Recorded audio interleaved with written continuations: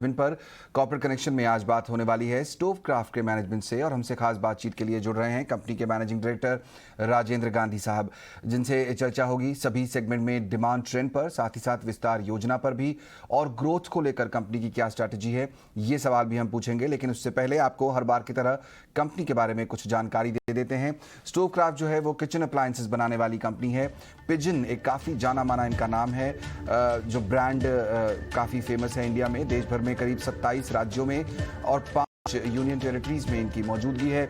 बद्दी और बेंगलुरु में इनके मैन्युफैक्चरिंग प्लांट्स हैं। 700 से ज़्यादा डिस्ट्रीब्यूटर और करीब करीब 80,000 के आसपास रिटेल आउटलेट इनके पास हैं।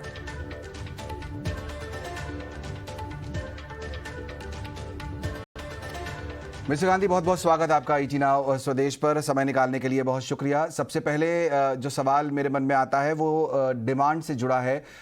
जिस तरह से हम देख रहे हैं कि अब सिचुएशन इकोनॉमी की बेहतर होती जा रही है और हम देख रहे हैं कि आपने भी इस बार जो है करीब 1000 करोड़ से ज़्यादा के रेवेन्यू को क्रॉस कर लिया है इस पूरे फिस्कल में। किस तरह की डिमांड और वॉल्यूम ग्रोथ आप देख रहे हैं इस समय ग्राउंड पर? नमस्कार। डिमांड बहुत नॉर्मल हो रही है बिकॉज जो चैनल्स डिस्टर्ब थे लास्ट 1.5 साल से कोरोना की वजह से, ऑफलाइन चैनल्स कभी खुलते थे, ऑनलाइन जो मॉडर्न रिटेल स्टोर्स में भी डिस्ट्रप्शन था, वो सब अभी नॉर्मल हो गया है। एंड देन लोगों में भी वो नॉर्मल सी आई है। तो हम समझते हैं कि जो कुकिंग की आदत पड़ी है ड्यूरिंग दिस टाइम, तो वो कंटिन्यू हो रही है। तो नॉर्मल डिमांड है। एंड जो अप्लायंसेस पहले नहीं वापरते थे, जो परिवार नहीं वापरते थे, उनको भी वो इन चीज़ों की यूज़ करने की आदत पड़ गई है। तो ये सभी चीज़ का अभी ओवरऑल इंडस्ट्री ग्रोथ है। तो we are seeing this demand. Correct, लेकिन डिमांड काफ़ी अच्छी है। लेकिन इसके बावजूद हम देख रहे हैं कि अगर हम कुकटॉप, इंडक्शन कुकटॉप जो आपका सेगमेंट है उसको छोड़ दें तो बाकी सेगमेंट्स में डी ग्रोथ देखने को मिली है पिछले क्वार्टर में। इसके पीछे क्या वजह रही? कुछ तो हमारी कंपनी की स्ट्रेटजी से लेके हुआ था। हम लोग लास्ट क्वार्टर में एक प्राइस हाइक लिए थे because of input cost pressure, and also ये फर्स्ट क्वार्टर में इनिशियल में हमने लिया था। तो 2 प्राइस हाइक लिया था। एंड जब भी प्राइस हाइक लेते हैं थोड़ा इनिशियल रेजिस्टेंस रहता है जब तक स्टेबलाइज होता है। एंड मैं आपको बता सकता हूँ कि वो स्टेबलाइज हो गया है, एक्सेप्टेड हो गया है, तो अभी नॉर्मल है।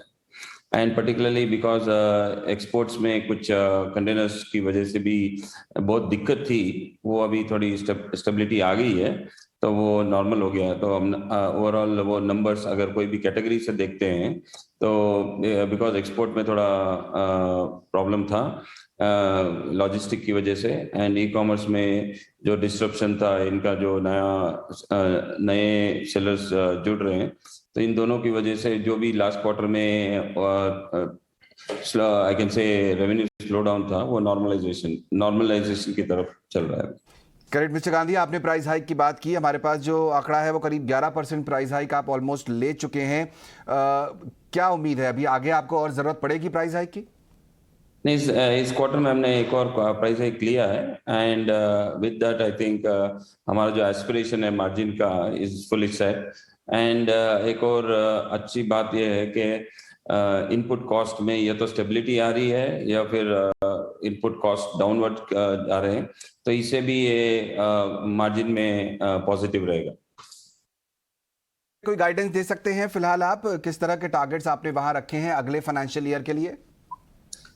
हम चाहते हैं कि हमारा बिजनेस मिनिमम 11% ईबिटा जनरेट करे, एंड दैट वो प्रोटेक्शन की तरफ है, उससे नीचे नहीं जाए। ऐसे ही हमारा बिजनेस डिजाइंड है। ओके, आपने यहाँ पर ई कॉमर्स की बात की और साथ ही साथ जो रिटेल बिजनेस है उसकी भी बात मैं करूँगा। 2 सेगमेंट्स हैं आपके। आपने करीब करीब 27,000 नए आउटलेट जोड़े हैं पिछले फाइनेंशियल ईयर में, और ई कॉमर्स का जो आपका बिजनेस है वो भी करीब 36% ग्रो किया है। मैं ये जानना चाहता हूँ आने वाले समय में यहाँ से आगे अब इन दोनों चैनल से किस तरह की ग्रोथ आप एक्सपेक्ट कर रहे हैं? हिस्टोरिकली हम लोग 20 से 25% ग्रोथ कर रहे थे, तो हम मानते हैं कि हम लोग उसी स्तर पे ग्रो करेंगे। हो सकता है सम चैनल्स परफॉर्मेंस चेंज हो सकता है। ई कॉमर्स बहुत हाई ग्रोथ रेट पे था 3-4 साल तक। अभी जो कंपनी की ग्रोथ रेट है और ई-कॉमर्स की ग्रोथ रेट है, हम समझते हैं कि वो सेम लाइन में रहेगा बिकॉज़ अच्छा बेस बना हुआ है। हम जिस सेगमेंट को कैटर कर रहे हैं वो काफ़ी मतलब जो कंज्यूमर सेगमेंट बोलता हूँ, तो वो काफ़ी लार्ज है एंड ज्योग्राफिकली भी हमने काफ़ी एक्सपेंशन किया है, वो कंटिन्यू कर रहे हैं। तो ग्रोथ तो हमको दिखती है कि बिकॉज़ देयर इज़ डिमांड तो बिज़नेस में ग्रोथ आएगी। करेक्ट। आपने बात की थी अभी मिस्टर गांधी कि आपने अपनी स्ट्रैटेजी में कुछ बदलाव किया है कंपनी की, उसकी वजह से हमने इस बार डी ग्रोथ देखा वॉल्यूम में। अगर वो स्ट्रैटेजी आप शेयर कर पाए, हम देख रहे हैं क्योंकि आपका जो इंडक्शन कुकटॉप बिजनेस है वो तो काफी अच्छा कर रहा है। क्या अब कंपनी का फोकस ब्रॉडली उसी तरफ है या बाकी सेगमेंट्स पर भी आपने कोई स्ट्रैटेजी बनाई है? नहीं, when I meant strategy on the pricing strategy, हम लोग जो एक्चुअल पूरा कॉस्ट कवर करने के लिए हमने जो प्राइस इंक्रीज किया था, that I meant strategy. But otherwise हमारे सारे सेगमेंट मतलब कुकिंग सेगमेंट में इंडक्शन कुकटॉप है और गैस कुकटॉप है, we are very fully committed and very on top of it. And cookware segment में pressure cooker and non stick cookware है, हम लीडरशिप की तरफ बढ़ रहे हैं।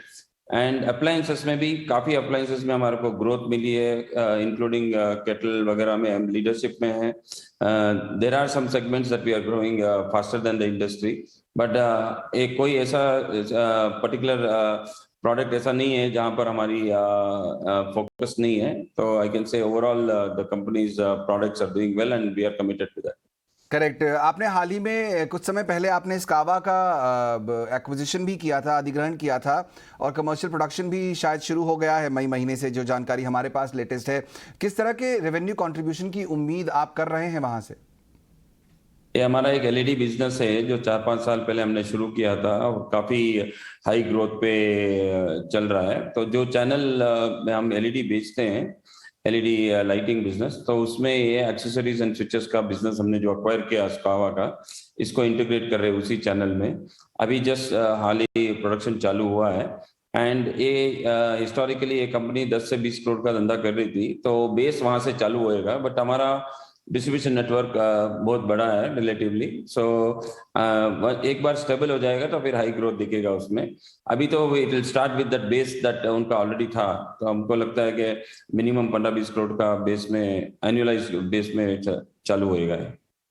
एक आखिरी सवाल पूछूंगा मिस्टर गांधी, कोई और प्लान्स किसी और कंपनी की तरफ नजर आपकी ग्रोथ के लिए, ऑर्गेनिक इनऑर्गेनिक, किस तरह से कंपनी बढ़ने का प्लान बना रही है? कुछ और कंपनीज पर से बातचीत है आपकी एक्विजिशन को लेकर?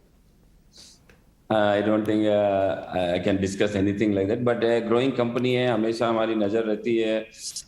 हमारे सिनर्जी वाला बिजनेस कोई है तो हमेशा हम देखते रहते हैं, बट अदरवाइज ऐसा कोई कॉन्क्रीट प्लान नहीं है और कॉन्क्रीट ऐसा कुछ है नहीं जो मैं बता सकता हूँ आपको। चलिए, बहुत बहुत शुक्रिया मिस्टर गांधी, समय निकालकर आज ईटी नाउ स्वदेश पर जुड़ने के लिए। स्टोवक्राफ्ट के टॉप मैनेजमेंट यहाँ पर बताते हुए कैसा रहा पिछला क्वार्टर, और ग्रोथ अच्छी दिखाई दे रही है यहाँ पर, खासतौर पर इंडक्शन कुकटॉप बिजनेस जो है वो बहुत अच्छा कर रहा है, और आने वाले समय में जो है जो स्कावा इन्होंने ब्रांड एक्वायर किया था उसमें भी जो है ग्रोथ बहुत जल्दी इनको दिखाई देगी। वो रेवेन्यू में कॉन्ट्रीब्यूशन जो बेस है बता रहे हैं 15 से 20 करोड़ के आसपास का, वहाँ से तो शुरुआत होगी ही, उसके बाद वो आगे और बढ़ेगा। लेकिन ये स्टॉक आपके सामने करीब 546 पर फिलहाल 1% ऊपर आज के खराब बाजार में भी। मेरे साथ मेरी खास मेहमान जुड़ गई हैं शर्मिला जोशी जी। शर्मिला, बहुत बहुत स्वागत आपका। स्टोवक्राफ्ट के मैनेजमेंट को आपने सुना, कैसे अप्रोच करना चाहिए इस स्टॉक को? क्या कहती हैं, लॉन्ग टर्म या शॉर्ट टर्म, कैसा व्यू रखना चाहिए इस पर? Definitely long term. दिक्कतें दो ही है, एक तो जो ये क्वार्टर के नतीजे थे, हम देखेंगे कि प्रॉफिटेबिलिटी इतनी अच्छी नहीं आई है। In fact it has been a really slow quarter for them.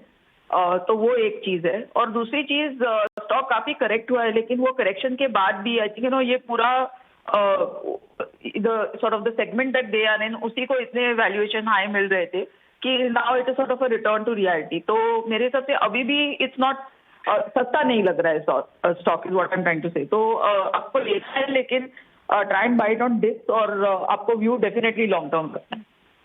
ये तो यहाँ पर डिप्स का वेट कीजिए, फिलहाल भी कोई बहुत सस्ता नहीं है स्टॉक, ऐसा दिखाई दे रहा है।